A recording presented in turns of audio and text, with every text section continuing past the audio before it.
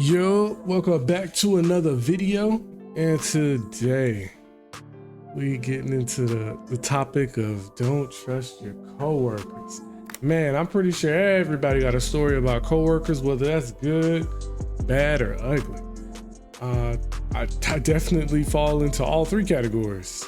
Yeah, I've met some pretty shiesty people out there, and I've also met some really cool coworkers where I'm really cool with these people to this day. You know what I'm saying? So it all depends on your experience. It's kind of like a lesson learned. You kind of get better at reading people. Some people are really good at faking it for a long amount of time. And some people, you start to poke through the cracks as you get to know them more, and you kind of just take a step back and yeah, I'm gonna chill off you when I'm at work. I'm gonna just focus on getting the bread. But that's what you should be doing anyway. But I ain't gonna do too much yapping, or I already did too much yapping. Let's go ahead and jump into the video. Don't ever trust nobody at your job. Some people at your job is not your friend. Y'all just co-workers. You got to keep it at that type of relationship. Because people be trying to get information on you. They trying to find out your life. And a lot of them people, they be jealous. Like, definitely if you got something going on outside of work and work is all they got going, they be hating on you about that. So don't tell them about anything good that's happening in your life, that you finna hit the lotto, that you finna find another job, that you finna, better yourself. You finna start doing another career or going to school for this. Cause boy, they gonna sabotage you. They gonna sabotage you. Some people, they be mad cause they ain't got to thrive. He said sabotage. But I clearly this man has been scarred in his work experience. Like I said, I've experienced the good, the bad, and the ugly, but I just don't go in there with that same type of mindset he has, especially when I'm starting a new job. I'm getting to know people, because getting to know people can kind of get you in the door, make you just feel more comfortable at work. Nobody want to walk around all jaded and shy. It's just not me personally. Obviously, I'm not just happy-go-lucky when I walk in the door, but I do get to feel people out. I get to understand them, get to know a little bit about them. And then as time goes on, you may start to build that close relationship. It's just all about your, I guess, ability to really get to know somebody and understand them. And then you kind of build off of that. And then if some things feel a little off, you take a step back and then you just like, okay, cool, that ain't for me. If you feel like, all right, this person like genuinely cool, you just, keep going, keep doing what you're doing, and y'all just start to vibe. But yeah, I don't know. I just don't go into a new job with that mindset, because I feel like that'll just hinder you in the long run, me personally.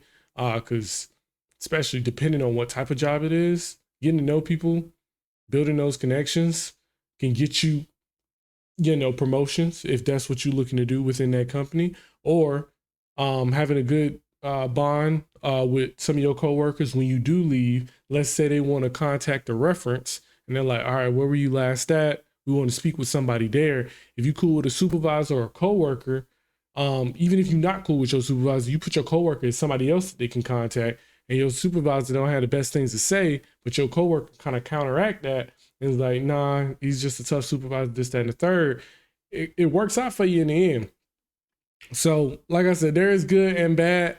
For me personally, my life experiences, the good has always outweighed the bad, but I have seen some very lows when kind of getting close to some people at work, and it's like, oh, that's how you do it. Like as low as like you were the reason, you played a part in me getting terminated from my job. So I trust me, I know the bads, but I always had that mindset of glass half full type of mindset, not a glass half empty.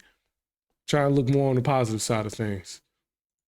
Or the fight to be able to try to do something better in their life, and they know that this is the end goal for them. So when you go to talk about positive stuff that's going, get you to the next level, get you up out of this job, they don't like that. Sometimes they want to get you up out of the job before you even get to that goal. Cause they like, yeah, now what you gonna do now? Now you stranded. And the main ones to watch out for is the ones that was a regular employee like you, and then they get promoted. They change. Really, they was already changed, cause them be the brown noses. They be the ones that be kissing ass. They be just kissing ass. And then once they get promoted and they get that little power, boy, they be trying to take advantage of it. They be trying to take advantage of it. The whole time, they'll be trying to like act like they cool with you, but behind your back, they throwing salt all on your name, trying to get you fired, trying to get you rolled up and all that there. So be careful. Just come in here, make your money, take your ass home. These people is not your friends. They not your friends. A lot of, like I say, a lot of them, they be jealous of you. Definitely, if you got something else going on outside of the. He makes some good points. There are some, from my experience, I can only speak on my experience, obviously. From my experience, there have been some supervisors I've met where it's like, okay, yeah, you're really good at playing the game. But most of the time, people are not good at hiding the brown nosing or the ass kissing. Usually you can spot them within the first couple of days, maybe within a week. If you really just not that good at, or you just not that observant, you usually figure that out within a month or two of being at the job. But yeah, I'm usually pretty good at figuring out who those people that's moving like that. You got, like I said earlier, some people who's very skillful at being deceptive. But once I figure out, okay, that's how you moving, cool. I already know what to do in those instances. But like I said, I'm not there to build a bond and build a relationship. But I am there, like, hey, I'm at work. I'm not trying to just be by myself all day. The whole point of having a job is, yes, you want to make bread. You want to be able to take care of yourself, and if you have a family and things of that nature. But at the same time, I look at it as you want to, it's a opportunity to get to socialize. Because I had a work from home job. It's not for everybody. I absolutely, I'm already an introverted person. I stay home a lot. I kind of stay to myself. But within that year of working that work from home job, I had a realization with like, damn, I'm not getting much human interaction because I was already a homebody. I'm not really seeing many people. I'm not really interacting with many people. And it's just that there was that void. It was just missing. And I'm like, damn, I didn't realize how important it was until it was gone. So me having to go through that with my work from home job, I realized the benefits of having a job where you go to a location, you actually get to speak with people and kind of work with them for 8 hours, 10 hours, 12 hours, whatever your shift length is. I see the benefits now being back into that area. I'm like, okay, even if I'm not, the bestest of friends, or I'm not on the best of terms with all the people there, having that ability to be able to just speak with people and see people and interact with people, you'd be surprised. It may not benefit everybody, but for me, it made a hell of a difference from working from home, just always being by myself. And my only interaction is when people call my phone or I call their phone, or if I go out and hang out with people I'm cool with. But yeah, it all depends. But yeah, I'm never gonna be really negative about starting a new job and getting to know people. I am hesitant when you meet that new person and you feel like they prying into your life a little bit too much. And it's like, damn, I just met you. Calm down, relax. But like I said, I'm really good at getting to know people and being. I would say I'm a decent judge of character. I'm not gonna sit there and try and pat myself on the back, but I do move cautiously when getting to know people. Putting that friend title above somebody's name or next to somebody's name, that just doesn't come easy with me. Most people in my life I consider acquaintances. If I call you a friend or a homeboy or homegirl, just know we cool. Like we locked in. Like there ain't no issues. We don't even have to speak for months, years, whatever. But if you need something, I'm there for you. And you did something in my life and I probably did something in your life for us to be locked in like that. And that's just how it is with me. The job. Some people, this is their whole life. That's why you'll have the people that been at a job 20, 30 years and they just be stuck in their ways. And most of them don't get promoted. They just be a follow the leader type person. And if you ain't coming in there with that same mentality, they don't like that. They hate a strong mind. They hate a strong mind. So like I say, don't trust nobody at your job. They not your friends. They not your friends. Don't have that mindset. Don't go. I would say a better way to relay that message is don't go into a new job being gullible. Don't go into a new job thinking that everybody want to be your friend. From my experience, especially if you're working a corporate job or you're working a job where I wouldn't even call it a job. I would call it a career where there's so much advancement and there's a possibility where you could be a big wig, a big shot, and you know the benefits good. People are there for long periods of time. That's how you know it's a good job when you see multiple people there for long periods of time. Then those are the jobs where you really have to be more cautious about how you move. Because I've noticed when you work in a career, you're more likely to run into snakes in career fields. When you work in regular jobs, then people don't want to be there. Then people don't care. Some people were stuck there. Some people got complacent, and just stayed there. And like a Walmart. I mean, you can make a career out of Walmart, but most of the time, a cashier is not making it up to somebody making six figures. It's very rare. But anyway, you got the Walmart, the McDonald's, the fast food, the restaurant type thing. Usually, jobs like that, in my opinion, getting to know people there, it's not really that big of a deal to me because at the end of the day, this is just a stepping stone. But jobs that you're like, okay, I finally made it, I'm in the door. This is what I worked my butt off in college for. This is in my degree field, or things of that nature where you feel like I see myself being here for a while. Those are the jobs I would say move a little bit more cautious when getting to know your coworkers, because when it comes to careers, people will do anything they can to work their way up to the top or show the people at the top that they're worth being promoted. So if they got to snitch, stab you in the back, kind of do a little bit of hazing, these people will do that because, hey, some people just want to kiss ass to get to where they need to be instead of letting their work speak for itself. But yeah, that's just how it is, unfortunately. But I don't take it too hard. We keep it moving. I look at it as a lesson learned. Workers are those ones who play nice. Oh, they're sweet to you, right to your face. But behind the scenes, they don't really like you. Oh, and they bash you and they talk about you. Oh, those are the worst kind of coworkers. And a lot of times, those are often your managers, your team leads, your supervisors. You have to be mindful of those coworkers, right? You think everything's sweet, but behind closed doors, they don't like you. Behind closed doors, they're bashing you. Behind closed doors, they're throwing rocks and hiding their hands. When they say coworkers are not your friends, get your money and go home, it is not a drill. It is not a drill. Even if those managers and those supervisors tell you, hey, if you have any questions, please be sure to ask questions. You know, you can come to me. They'll say that, right? And then as soon as you go ask them questions and they help you and you walk off, they're bashing you to the next supervisor or coworker. Oh, they ask too many questions and they just don't know nothing. They just...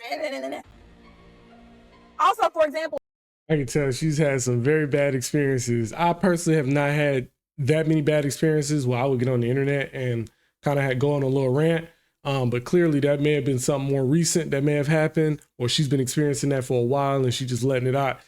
I can completely understand that. Me personally, I got coworkers from previous jobs. I got supervisors from previous jobs that I'm like real cool with. Like from my last job, my work from home job, I got a supervisor. Me and him really cool. I mean, we talk about shoes. He live in a whole nother state. I'm even thinking about going out there just for him to show me what his state has to offer and some cool shit like that. But I don't know. That's what I'm saying. I've worked, unfortunately, a decent amount of jobs. But through the decent amount of jobs, I would say I meet, yeah, between all of them, I would say actually coworkers I'm cool with. That's not, I would say majority of the jobs I worked, I've met people I'm cool with. Out of all of that, I've probably actually befriended maybe three. I would consider like a friend. Yeah, I probably three out of all those jobs.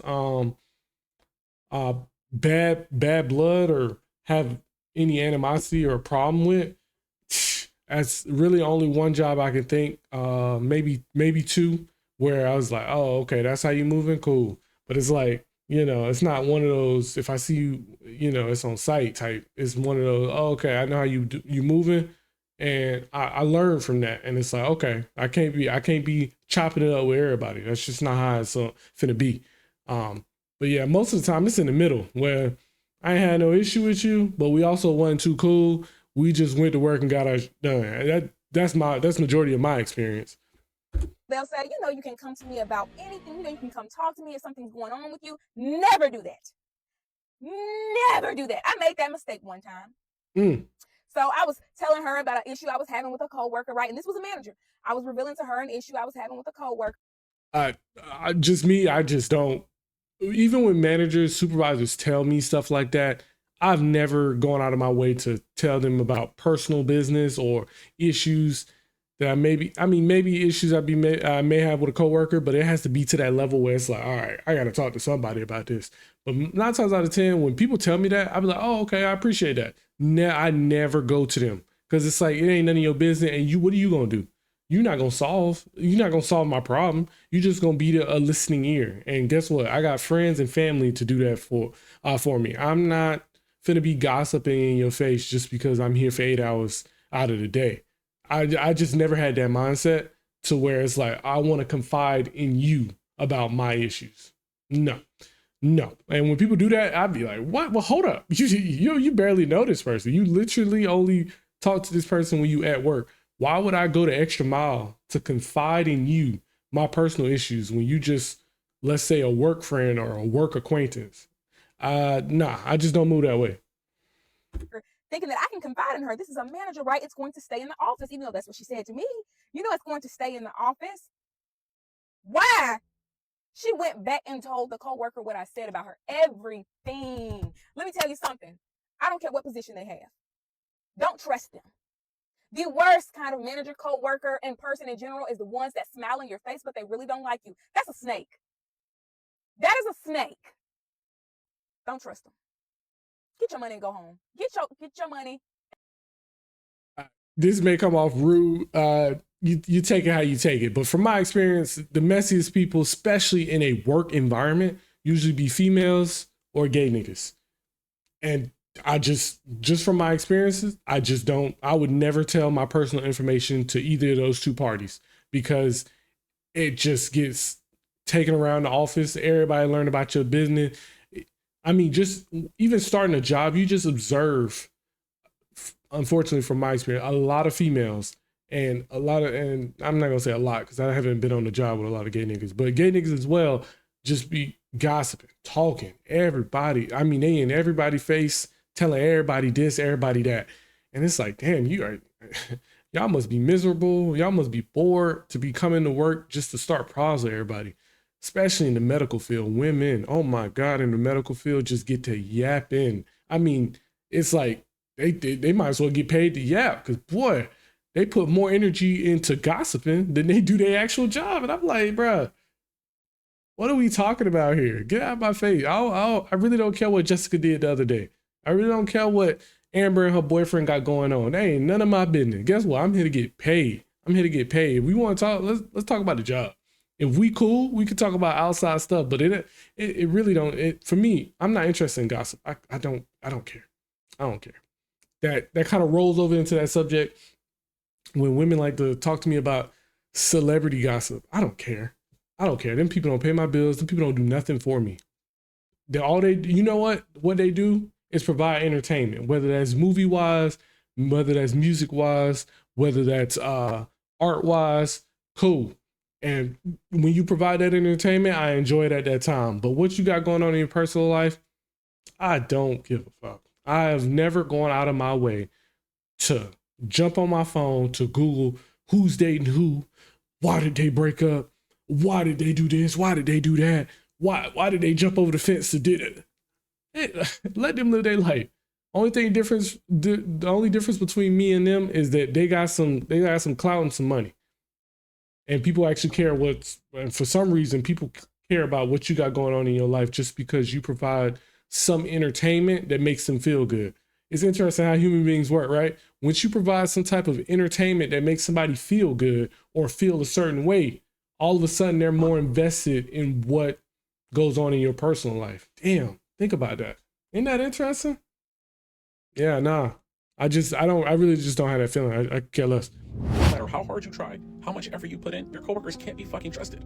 These niggas could be on that generational glaze bait by buying you lunch, shit, getting you the cheapest tickets to your favorite sports team, but then somehow find a way to snake you out for that 25-cent raise and that Little Caesars pizza party, and then have the audacity to call you after and act like they didn't know any of this shit was going on. Now, before I was at the job that I am currently working at right now, my brother, I used to work at San Diego State University. And not only that, I was a supervisor at San Diego State University. Now, to fully grasp the severity of the situation, I'm going to give you guys just a little bit of lore. Now, at my time at SDSU, I was basically a maintenance dude for a little bit of the student housing, nothing crazy. Now, when I first got hired, I had a boss, and my boss had an assistant. Well, within a month of me working there, my boss had quit, right? That nigga had got a better offer in LA, so he was out of there. So conveniently enough, my company at the time didn't want to give us a new boss because that was going to cost too much money. So the company asked me and the assistant to pretty much run the show for now. And that's exactly what we were doing. Me and the assistant for 6 months were locked the fuck in. So I would deal with all of the maintenance, all of the HVAC, all of the plumbing, all of the lighting, all of that. And they would deal with all of the financials, all of like the student housing, all of the customer service. And also during the time, I had a technician that was working under me. And I also had a couple of cleaners that would report to me.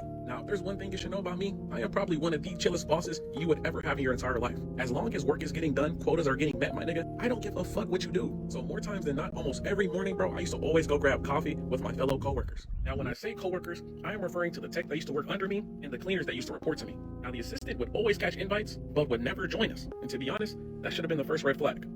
You know, that's funny, because that's another thing that stands out to me when I know, especially with supervisors, when I know you're a new manager, when you just recently got that position, because it's not often you run into supervisors that's been there for a while that's still micromanaging. Yes, there is a few out there, but from my experience, I ain't got the most experience. You know, I'm still a young nigga out here, but, you know what I'm saying? But just from my work experience, 9 times out of 10, I've been able to pinpoint when someone's a micromanager or overly managing you or just doing too much. Most of the time, those people are recently promoted managers or have only been in the position for maybe a year or two, and they still trying to figure out their managerial style. So the best one to cling to is micromanaging, so that you can make sure that you do everything that you can to get things done as well as keep your position, because you know you fairly new to this and you still figuring it out. I feel like most people, when they get that supervisor position, that managerial position, and they kind of get the hang of it, you start to see them kind of take steps back and be more relaxed and like, oh, okay.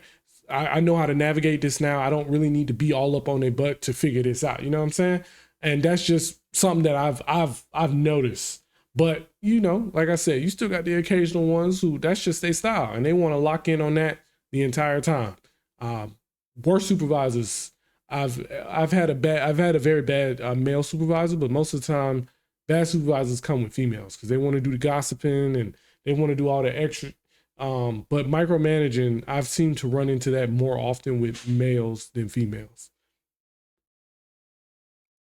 Because my nigga, we damn near made it a fucking ritual to always go grab coffee or something in the morning before we start our days. And you're telling me you couldn't even meet us for one of those link-ups? So the 6 months has passed and our company still hasn't given us a fucking boss. And there had been rumors that they were gonna move the assistant up to that boss position. And ever since that rumor came out, the assistant was acting mad different. I'm talking, she would come into work with like donuts on the table. My nigga, she had came in and cooked for us fun fucking time. And now all of a sudden she wants to get to know all of us personally. And as much as I wish I could have said that I saw through the bullshit, fortunately, my nigga, I always try to look for the good in people at first. So I was eating that shit up, my nigga. I really thought shit was cool. I was responding very well to the glaze bait. So some time passes and the company decides to reach out to us. And when I say us, I mean everybody but the assistant. And you can already guess what they're asking us. If it's a good idea to promote the assistant. You already know we're glaze baited out. So we're like, hell yeah, promote her. She cool as hell. So sure enough, she got the fucking position. And boom, as soon as she got the position, my nigga, it was like we sold ourselves to the devil him fucking self. Because within like that first 2 weeks of her being the boss, my nigga, I had already caught an email to corporate. And mind you, her office is right next to mine. We share a fucking wall. So instead of just coming to my office and us just having a conversation, you straight going to corporate, my nigga? Yeah, you're bugging. You're definitely trying to slime a nigga out. And then on top of that, you call everybody that works there into your office except me, thinking that this information wouldn't relay back to me, pretty much telling everybody to stop talking to me because we all seem too fucking happy. Like, get the fuck out of here. Like, damn, my bad, my nigga. I didn't mean to come into work with a good attitude. And then on top of that, she started firing niggas and shit. Coming to work with a good attitude. Like, if that isn't evil in its purest fucking form, I don't know what is. So stay safe out here. Bro, you know, it's crazy. There really do be people who be tight when you come into work with a good attitude. I've met people like that. I'm just saying, like, dang. Like, damn, my nigga. Like, just because you miserable, don't be everybody in here got to be miserable. Like, shit. I'm just trying to pull up, enjoy this 8-hour shift instead of just walking around grumpy and being mad that I'm here. Fuck it. I'm here. I'm making money. Why not make the best of it? That's why for the first dude, I just can't walk around being mad the whole time or not trusting nobody, because that, in my opinion, that just makes work boring, and that just turns work into actual work. But if you actually have conversations with your coworkers, get to know these people, and make a work friend, and you could just keep it at work, or have work acquaintances, it just makes the shift go by so much faster. Miserable people, I mean, it makes it, in my opinion, it makes it more difficult for you to get through work, because you just mad, you sitting over in the corner pouting, you walking around sipping on your 5th cup of coffee, trying to make it through the shift, and just grumpy. And just anytime you speak with them, they just have this aura, this negative aura just oozing off of them. And most of the time, them people probably stink anyway. I don't want to deal with them people. I really don't. And it's like, I don't know. Like I said, I have a mindset where it's like, I'm here. I'm already here. Me being upset, me being mad is not going to change anything. It's not going to solve any problem. I don't know about any of y'all, but you being mad, or you being upset, or you being grumpy about a situation, has that actually solved the problem? Or that's just the emotion that's let out and you just continue to hang on to it? Because from my experiences, it never solved anything. So it's like, why I'm already here, especially when it comes to work. I'm already here. I'm getting paid to be here. Why don't I just make the best of it? It's as simple as that. That's my mindset. I'm here, I'm getting paid, make the best of it. I made the decision to work here. If things didn't work out, or something may have changed your mindset later down the line, completely understand it. But you're still here. You made the decision to be here. Make the best of it. Make the best of it until your other opportunity come knocking on the door, and then you leave gracefully or rapidly, however you want to do that. But walking around grumpy, that don't make no sense to me. It's a waste of my time, and it's fucking up my energy. And I'm not here I don't want my energy fucked up. You fuck up your own energy. And you got too many people in one workspace for you to be oozing out this negative energy. And those are people you tend to stay away from. But I will say, sometimes those be the realest people too. Sometimes the grumpiest people be the funniest people and the realest people. I'll keep it a stat. Sometimes I have been able to crack and get past that grumpy shell, and those actually be some real cool ass people. And then on the other hand, majority of them, they just stank, mad, and mean. I ain't got time for that. But other than that, I'm curious, what do y'all think? Let me know, what experiences have y'all had? If y'all had some serious, some bad, some good, in the middle, drop it in the comment section. I'd love to chat about it. If y'all did enjoy it, please like, share, subscribe, comment. Other than that, take it easy.